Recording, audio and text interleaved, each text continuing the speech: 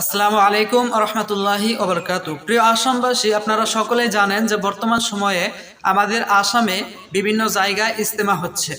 তো আমরা কিন্তু অনেকেই ইজতেমায় যাওয়ার জন্য নিয়ত করে ফেলেছি যে আমরা সকলেই ইজতেমায় যাব। তো যারা ইজতেমায় যাওয়ার জন্য অলরেডি নিয়ত করে ফেলেছেন, তো আপনাদের জন্যই আজকের এই ভিডিওটি। তো তার আগে আমি আপনাদেরকে বলতে চাই যে আপনারা কিন্তু সকলে জানেন যে দারুল উলুম দেওবন্দ থেকে ফতোয়া দিয়েছেন যে মাওলানা শাহ সাহেব গুমরাহ। অতএব মাওলানা শাহ সাহেব যে গুমরাহ, এই কথা ক্লিয়ার।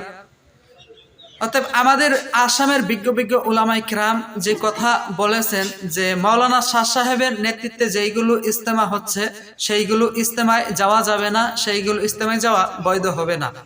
অতএব সেইগুলো ইজতেমায় যাওয়া থেকে বিরত থাকতে হবে সকলকেই।